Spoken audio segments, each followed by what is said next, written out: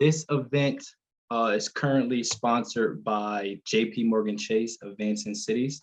A few years ago, we received a investment to essentially diversify the technology industry and drive inclusion into the Syracuse Surge Plan. So we've been doing a lot of that work over the last 3 years to really try to help individuals from our community gain opportunities in workforce and entrepreneurship. And it all wouldn't be possible without the work from JPMC. So again, I want to thank JP Morgan Chase for sponsoring this event and a lot of the events that we do around tech and culture. So without further ado, I would like to introduce our amazing speaker, Dakir Thompson. He is currently serving as a software engineer at Lockheed Martin. I happen to actually grow up with Dakir. I knew him since I was younger, since we both were younger. So it's truly an honor to see him, reach these heights. And I'm truly interested in learning more about his career and how it's going in the technology industry. So before we get started, Dakir, is there anything that you would like to say to the group? Yeah, well, thanks for coming out. Much appreciated. Ask me any questions you have. I'm an open book. I enjoy coding. I enjoy my industry. So I'm looking forward to some good questions. Perfect. Okay. So before we jump into the professional side of things, let's just hear a little bit about you, Dakir, where you're from, how I was growing up and stuff like that. Just give us the background information on Dakir.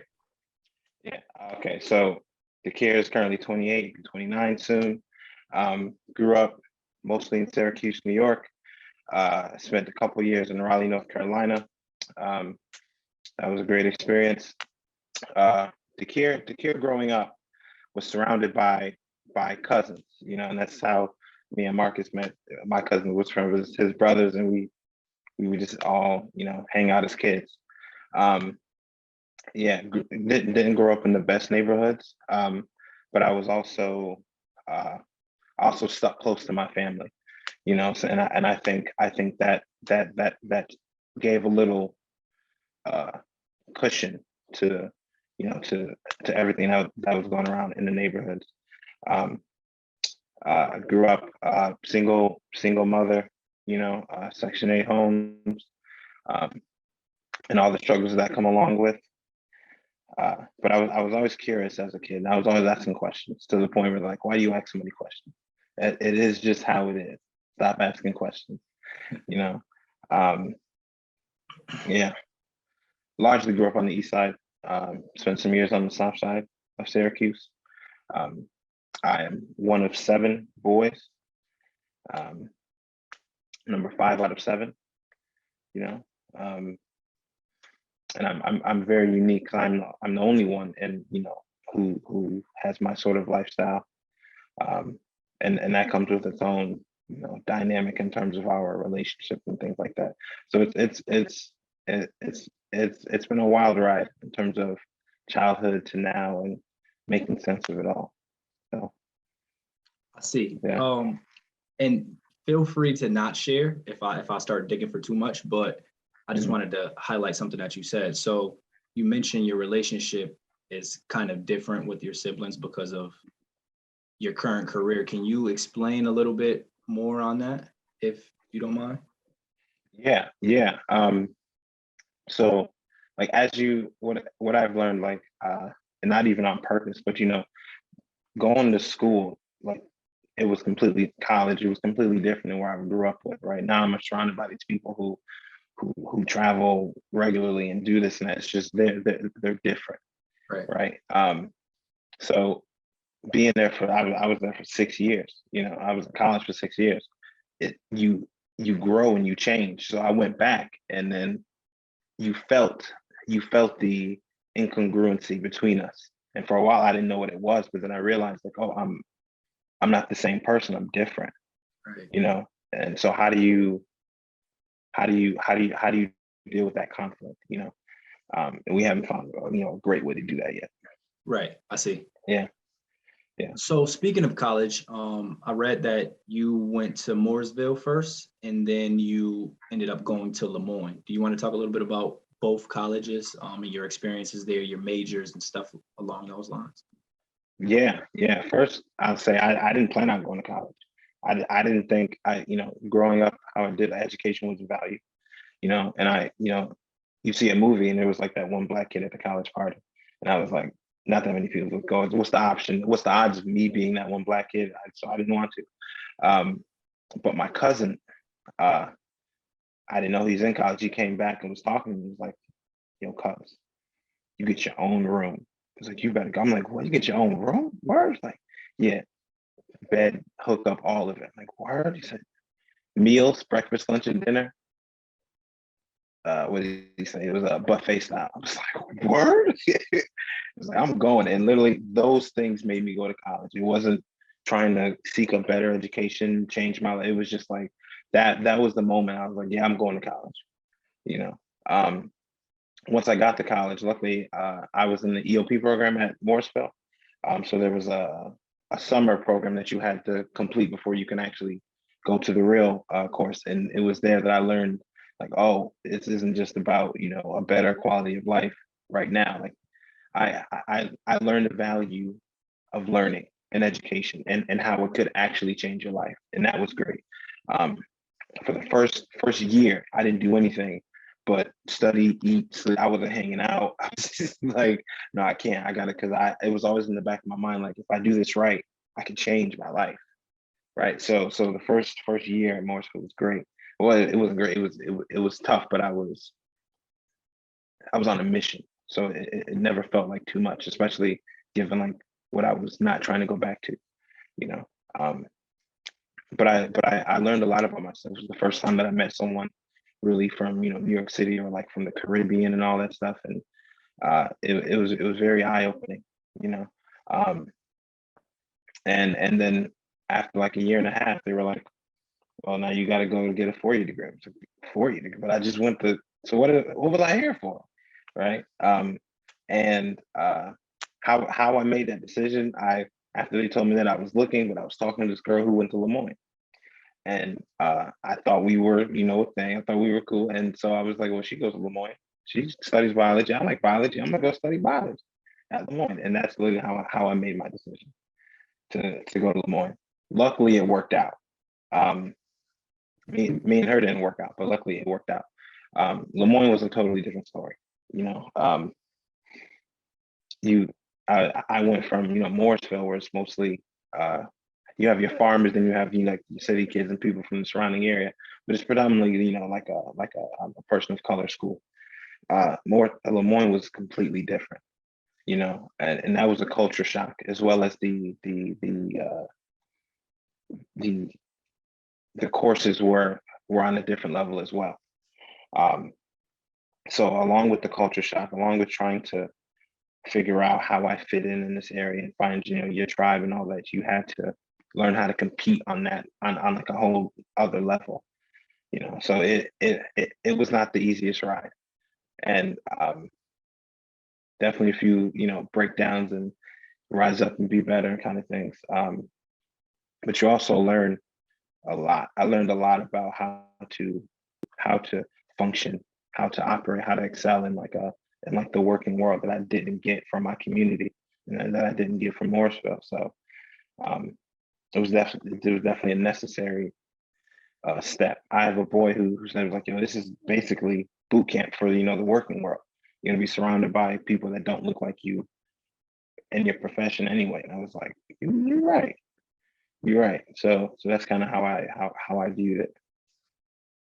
See, I love how you just took us through that whole visual. See it for sure.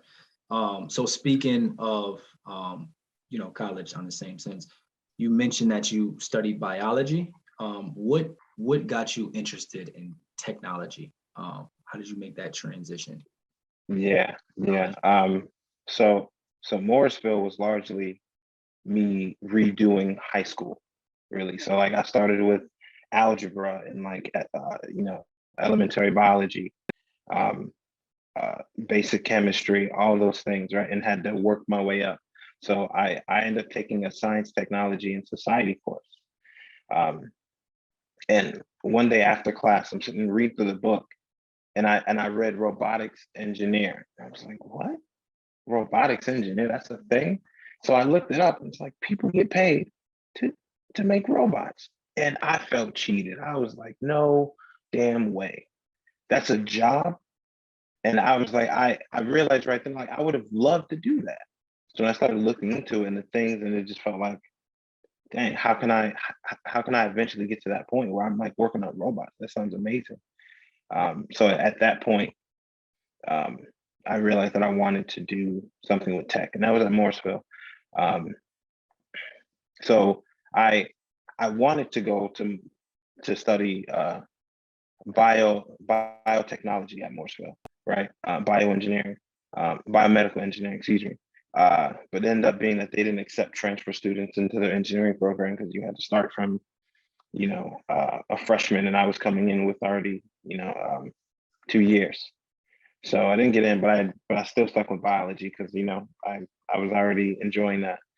Um, so it was always there. And while I was at Lemoyne, I believe like a year into my second year, uh, I had to write a 10-page paper on a cell in like a lab class. And I sat there like, do I really want to write this? I was like, no, I don't care enough about a cell to write 10 pages on it. I was like, no. So I knew then I gotta find something else. So I went and talked to my advisor about computer science. Because I had a little interest and I had heard about it. And right off the bat, she was like, no, you're biology. Why would you do that? How would you do that? And she just was going, no, no, no, no, no. And I was like, bump that, I'm gonna take it. And I took it and it was great. I think I got a C in that first class, but I was like, yo, this is it. This is what I want to do. And I completely shifted from there, from that first Python course. That's awesome. So I also know that you went through careers in code. Um, Yes. you tell me a little bit about your experience, and please tell me the time frame. Like, is this right upon you graduating from college? Like, what's the time period between this and your careers in code journey? Yeah. So 2018 I graduated, and I graduated with a general science degree. So I took a year and a half of computer science and then had to switch because I couldn't afford to stay in that program. So they had to combine everything I took into general science in order for me to not have a crazy amount of debt. So I graduated 2018, and I'm looking for ways to get into a software engineering role. I'm applying all summer, applying, and I'm just getting turned down. The first time I got the "we're no longer considering you" email, it felt great. I was like, wow, I actually looked, wow, I'm doing this thing. And after like 10, you're like, oh, this ain't it. You start to get a little disheartened. But I found out about careers in code, I think through OnPoint. OnPoint for College told me about it. So I signed up. And then it wasn't until 2019, I believe, that they actually, responded saying, "Hey, are you still interested?" And by that point, I was working at, movies. I was working at as a substitute teacher after school program. I was working at Jose Bank, all these, odd jobs, um, to just try to pay off my student loans. And at one point, I was on a factory floor. But it was a crazy coincidence because I was on the factory floor and I just was like, I'm done. I can't do this anymore. Like, I had gained weight in college, my back was hurting. I'm like, I can't do this. So I sat there like, what am I gonna do? And I ended up getting a call back from a software engineering job. And then the following week after that, I got the careers in code um, call saying, hey, are you still interested? And I said yes to both. In my mind, the more I can code, the more ways I can code, the better I am, the more money I can make. So let's do it. Um, yeah, so that's the timeline of that. Uh, in terms of the experience, it was a great experience. The laptop I'm on now is from Careers and Code. Um, I had like a really old one from Morrisville that was like given out on me. Um, so that was right on time. The program itself, which I believe I looked at the curriculum and they've improved it drastically. The program itself was great because you had people who would do get off of work where they coded and they would teach you about code. So it felt like you were learning from a real professional and not just theory level stuff. And and whatnot. And you actually did projects and you got to ask questions, and they had TAs and someone to help you with stuff outside of school, and they had homework and like weekend sessions and things like that. It was great. It's a great program. One thing that taught me was like coding isn't something that you just do for a class. You really have to engross yourself in it. It's almost like another language. So you have to spend time outside of class, outside of work, really just tinkering with the parts until you can figure out the whole let's say app, what you want. So highly recommend Careers in Code. It was a great program. They do web development, and it was amazing. Would you say coding is hard? And I know hard is really subjective, but from your perspective, would you say it's just in general a hard topic essentially? Yeah, I'd say essentially, yeah, it is hard, but it's in the same way that math is hard, in the same way that I'm learning Japanese. That's hard as well, Right. But it's I think it's because it forces you to think in a different way. It forces you to see things differently, and so it it is hard. But I think it also depends on your approach. I think I talk to kids at Lemoyne CSTEP who are interested in code, and it's always like, yeah, like I'm doing this. I want to build this. I want to do this, and they want to be here without all the work. But you have to start. You have to humble yourself and start where you are, because it is a very complex thing. You can't learn it in a day, despite all the YouTube videos. Learn Python in an hour. Learn it. No, it doesn't work like that. So you have to consistently practice, consistently learn, and especially with technical things, you have to do them. You have to get in that consistent repetition practice space. Much like sports, much like instruments, it's hard to learn the piano, but it's very rewarding, and it's a skill that you will have with you. And I see coding as the same thing. It's a great analogy. It's awesome. So can you tell us a little bit about your current role, your company, Lockheed Martin, and your current role as a software engineer? Mhm. Yeah, so I'm a software engineer, and my current role, I'm helping a team that is supporting software that is already out in the field. So a lot of times I'll get things like there's a bug in the software. An operator found this bug, and someone would write about it, and they would give me the task of investigating it, or give me the task of someone already investigating it, and they thought through a solution, and I just have to go now implement that solution. But it's not all code, right? There is a process, to make sure that the code is actually the best that it could be, right? So your code has to be code reviewed. The solution that the person who investigated the problem puts forward has to be reviewed, right? So there's multiple steps within that process. So my day can consist of any one of those problems, or something could come up. Like today, something came up, and everything I was working on took a backseat because that thing had higher priority. So I was in the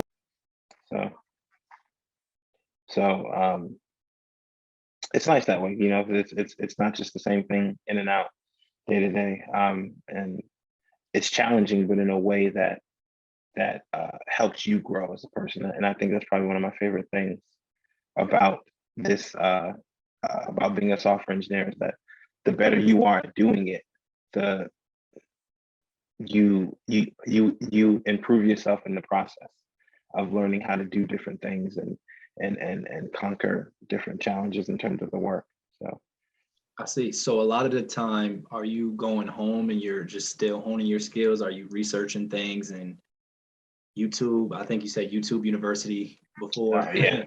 Yeah, you're Hell still yeah. utilizing those tools. Yeah, got to. Yeah. It's free, especially before you go pay for something. Yeah. So I don't do much of that. I try to because I don't do as much coding as I thought I would, as a software engineer. I try to spend that time learning, learning or practicing certain things in terms of the language. So I'm a C++ software engineer. So that's my main language that I use. So I go home and practice that. I see. Yeah. Okay. I know would you consider yourself early on in your career? Yes. A little early on? Okay. So Yeah. how has being a young Black professional in technology affected your journey, if it has at all? Yeah. It definitely has. And I think very much like Lemoyne, you are going in this space that isn't necessarily um, built or designed for where you come from, right? So there's and everyone has this, right? There's a professional side of you, but I feel like for a person of color, especially if you grow up in the poor side of things, there's a real culture there that doesn't care about larger America, right? So that was one of the greatest challenges. It's like, okay, I know who I am. I know the people that I love. We all act this way, but here there's a different way to act. There's a different way to be. There's a different way to articulate yourself, right? And I think that takes some time to adjust, and at some point you can feel like it's fake, and it may be for a while, but then you find a way to incorporate who you really are into that persona. So I think I'm on that journey right now, um, and I think also it's you know going off of that, because you feel like you're kind of faking it till you make it. Almost, it can be hard to speak up for yourself, or it can be hard to ask questions. You can be constantly thinking about how you're perceived, or analyzing what you want to do and how that would go down. you know um so it can be difficult.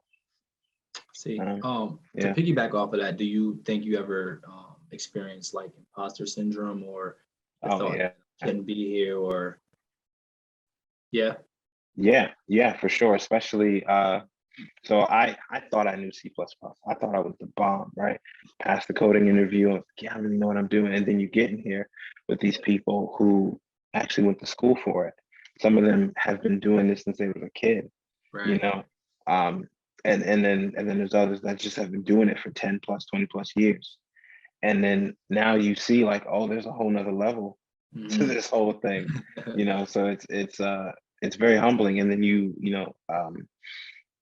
I don't know if it's all companies or if this is, just throughout the industry, but it's very much um, uh, the journey is very unique to you, and you have to bring yourself along to the journey. There's a lot of teaching yourself. There's a lot of dealing with your own, what do I want to call it, insecurities, and dealing with your how you approach things. Like this job has taught me a lot about what things frustrate me and what things upset me, and how I approach things. I just today I had to remind myself, like, relax. You're not going to solve it with your emotions, right? So stay in that problem solving mindset. But that takes time to build. I didn't have that when I first started. I had to spend weeks getting upset and then go be honest with someone, like, yeah, this is pissing me off to the max, and what do I do? How do I change that? You know, uh, so that imposter syndrome is real, because you are on the same level as these people, but that's okay, because you aren't, and they weren't. It took them years to get there as well. Right. So I think it's just about, in order to get through that, you have to trust the process. Be real about where you are, but also trust in your skills and your knowledge and your ability to learn and grow into that, Mhm. 10 plus year skilled engineer. And you will get there. Just keep doing Right. it, repetition. You will get there. Right, right. It's great insights. Do you think diversity is important in tech? And if so, why? Yes, yes. I think it's important. I think simply because we're not all the same, and there's a different perspective that you can bring. Like coding is very creative, right? You can there's a number of ways to solve a problem with code, right? Um, and I think the more diverse people we can get with that skill set, right, can bring better solutions to that. Like if we were all musicians and we just sat down and wrote a song, we would all write different songs, Mhm. you know. And I think software engineering teams can benefit from that, right? And that's so it's soft coding is very creative. Just I don't think that's talked about a lot, but then it's also a team sport. You know, a lot of people. Well, I feel like the media always portrays us as people holed up in their room, pizza and Coke can in hand, and just like going away alone, lone warrior. Whoa, just genius, right? But that's not it. Mhm. It's especially with very complex things. You have to get to know your team and even people outside of your team, because this person knows this person knows this person knows that part of the software, but this person knows this part of the software, right? So you have to work with others, and I'm on a very diverse team, and it just feels like it's not it feels like everyone has a voice. It feels like everyone is respected, and and has something valuable to bring. So I think it's really important. That's great. I'm sorry, I just let someone in. No That's problem. great insights, Dakir. You're dropping a lot of jewels on us right now. Much Um, appreciated. Loving the analogies. But so a lot of our work at Center State is we're trying to get individuals from within our community, from similar neighborhoods as Dakir Thompson, similar neighborhoods as myself, interested in opportunities in this technology field. Mhm. Even with our coding apprenticeship, we're more so focused on software specifically. Mhm. So, what is some advice or that you can offer, even just me, like about how we can get more individuals from our community on ramped to these opportunities, Mhm. interested, mental shift, and let them know that this is possible for them and help them get into this career. Yeah, that's a tough one. Um, Especially so when I think back to me, um, junior junior high school. Um, I wasn't I wasn't told that I was smart. I wasn't told that I was I was someone that can be an engineer, right? And it wasn't until I was in high school in the guidance counselor's office, and I had a teacher, and him and the guidance counselor were talking about me, and she said something to the effect of, "Oh yeah, he's a really bright student," and then he looked back at me, looked me up and down, and was like, "Yeah, he could be in AP classes if he wanted to," and I was like, "What? Me? Really? You think so?" It's like, "Well, why didn't you tell me before?" Now I'm like, but it was the first time someone said, "Yo, the kid, you're kind of smart," Right. and it was like, yeah, but that's not very it's not valued, or it wasn't valued when I was growing up. Mhm. Um, So if you would have approached me talking about engineering, it's like, what, engineer? I don't want to be an engineer. Da, da, da. So it's like, Right. how do you get them to value those kind of things? That's How do you get them to see the value in those kind of careers, in those kind of things, which is tough. Um, I think a solution I would say is it takes that doing life with them, and getting to know them, and being able to um, develop a trusting relationship. So when you say like, "Yeah, you're actually kind of smart. I think you'd be a great engineer. I think mhm. you'd be a great," and then it just starts to sit in their brain. Like I do this with my my younger sisters. I'm just constantly telling them like, yo, you're really smart. Like, oh wow, you're brilliant. Wow, how did you think of that? You'd be a great engineer. Wow. And it's like now they're coming to me like, oh, what does an engineer actually do? I was like, oh, well, let me tell you. Let me tell you. Yeah, right. Yeah, Yeah. yeah. So um, I know it's very high level, and I'm not sure how write it, get a program to actually get these folks and see them on a consistent basis like that. But that has worked great for me as well, Yeah. at least.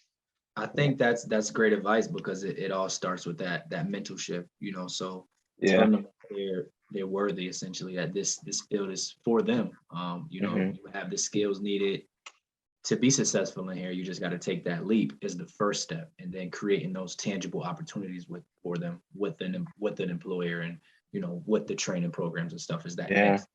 But that mental shift that you're speaking to is the most important part, because you have to be able to see yourself. You need to see more Dakirs in these positions, Hmm.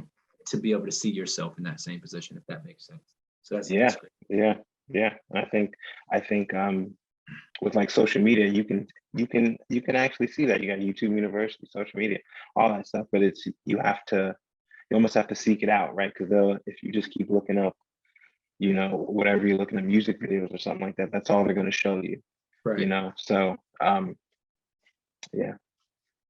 Great insights. Okay, I have one more question, then I'm going to open up the floor for questions. I see we have a few in the chat. We'll get to those first.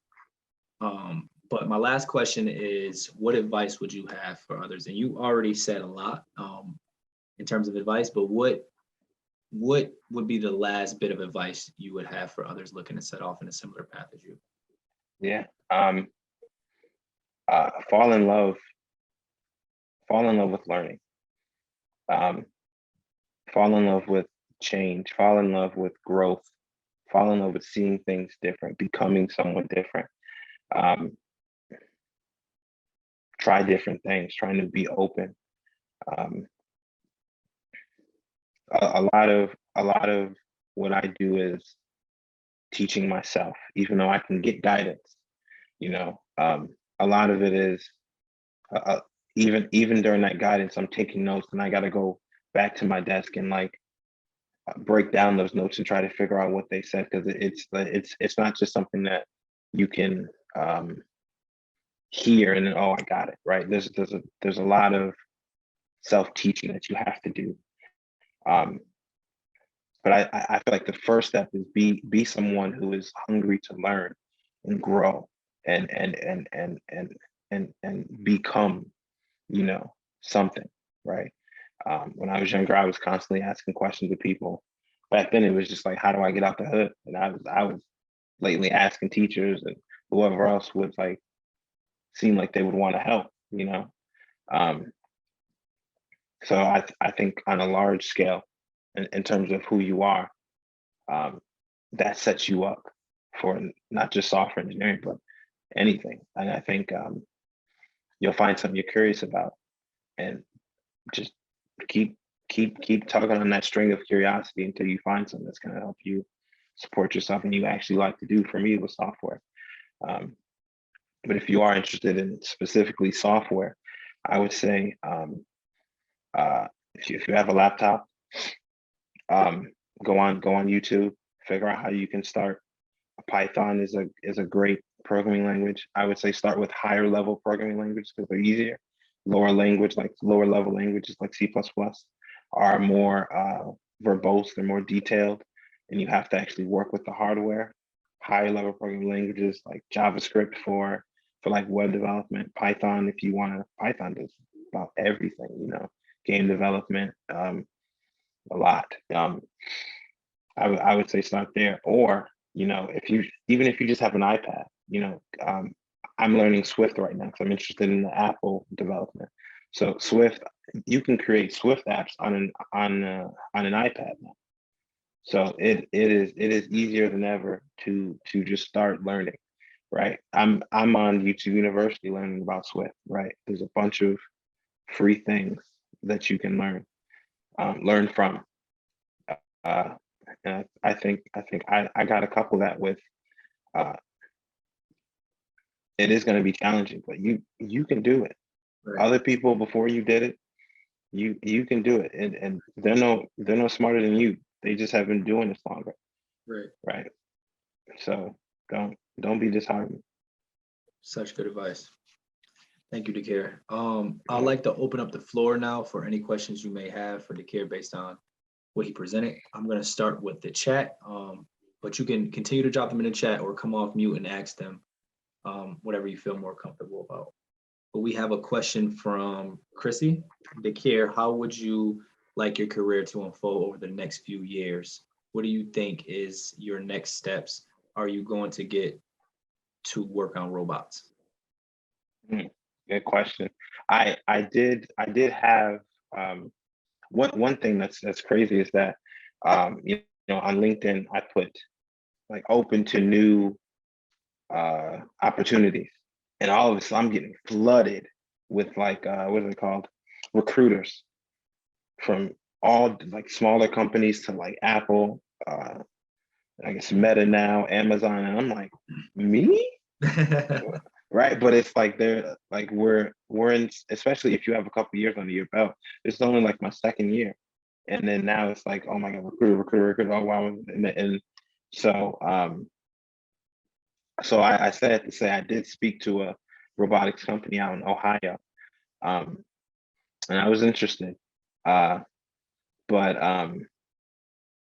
it ended up didn't going through. They needed more senior level engineers.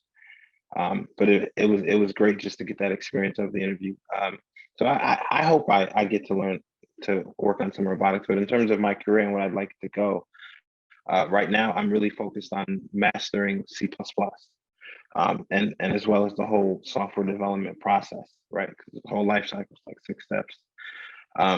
Because if I do that, then I can write my own ticket, right? If I want to stay here in Syracuse, I know I can do that. But if I want to, like, I have dreams of working in Japan for a year. Just like I just want to work in a different society, right? Software can be my ticket to that, and a lot of the coding interviews are the same, right?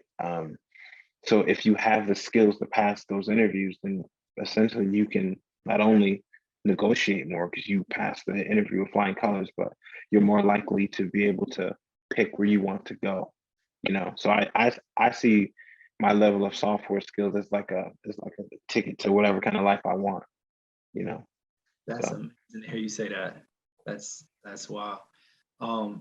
Quickly, can you just talk a little bit about like how those coding interviews go? Now, is there like a take-home assessment that you take, or are you coming into these employers and you're having to build something under pressure in front of them? Like, how does that work? Yeah. So I recently did an interview for Apple, for a team that works on a keyboard, right? And how that went is we had, you know, hey, how you doing? What do you know? You know, what language are you, you know, most comfortable with? What is your experience been? You know, they ask all those questions, and then they go into the coding portion of it where they give you a problem, right? And you can get these problems from like Leak Code. There's like a bunch of sites that are dedicated to helping you practice, you know, solving problems, right? So they give you coding problems, and then they watch you solve it, you know, over a video call, you know, screen sharing, whatnot. And then based on that, they give you problem after problem, and they watch how you not only what you choose, because it's very creative, what you choose to solve it, but the process is what they're really looking at. How did you come up with that solution? Mm-hmm. Right. So I interviewed. I had to. I talked to a Google recruiter, and she sent me some resources. Right. And one of the things that they continually highlighted is we want to see that you know how to solve technical problems using code. Right. And there's a bunch of different things that you use to solve those. Right. So it's like you have to know the language and a few other things so well that you can creatively come up with these solutions using them. So that's the thing that they're looking for, especially at like a higher level. But at like an entry level, mostly they just want to know that you know C++ or that you know Python, right? And that you can use them to actually solve problems, right? So if you're just starting out, just learn the language, Right. right? Yeah. So my I didn't learn C++ in school, but I learned it to get my first job. And then once they let me go, I decided to keep studying that. And then I ended up getting an interview at Lockheed, and they wanted me for C++, but I was studying C. So I was like, if you give me some time, I can study C++, and Mhm. and we can do another interview. It was like, we'll give you a month, and then I studied for another month and got it. So it's they Awesome. really want to see that you can learn and that you know the language. Great. Um, Great question, Chrissy. I have a question from Aaron. What is the environment like at Lockheed? How would you describe it to an individual who wanted to be with a similar employer? Yeah. So it's very interesting, and I've heard it's only recently got like this. Like you have people who are in suits, you know, suited and booted, and then you have like I had a friend who was really smart, but he would come in like jogger pants and a sweatshirt every day. He still does it, but he was really smart, and he didn't seem to be um like whenever I was in a meeting with him, his thoughts were respected. So it's like it's very interesting that shift because you think that everyone's in a suit and things like that. Some people are, but you see the managers and the engineers and the systems engineers, like software and system and test and engineer, Q and all these roles. They're not like isolated, right? You're on a team together, right? So I say that to say that it's overall it's very welcoming and inviting, laid back. You might see people in the hallway and they're very serious, but it's like it's a hard job, right?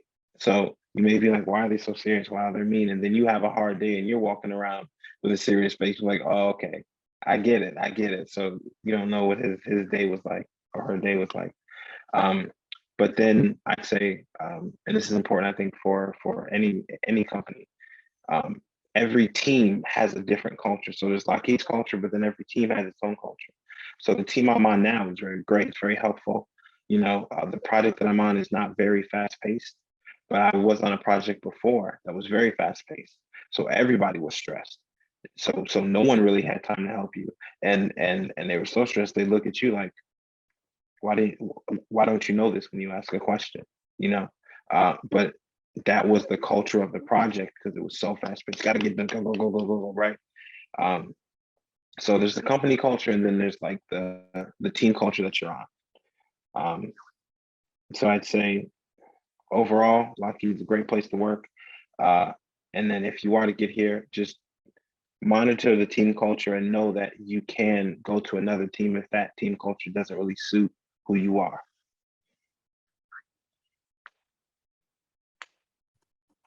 Thank you, Dakir. Great question, Aaron. Yeah. We have a question from Butch. How do you feel Morrisville prepared you for completing your 4-year degree and going on to work at Lockheed? Um, I think the most important thing is that it taught me the value of learning and the value of education. Um, that was the biggest thing, and I got that from a mentor that I still talk to this day, um, who really poured that into me. Um, but overall, in terms of the classes, I'd say it started the foundation of my knowledge. Like I didn't really study. I wasn't a student in high school, right? I graduated with like a 69. Right? I was lucky to get into Morrisville. Like they denied me, and then someone called in my behalf, and then I got in. Um, but it helped me see the value of education, and it helped me sit down and learn how to learn, right? And it also gave me some confidence that you know I am a student. I am someone that could continue this, which is why I felt confident going into Lemoyne.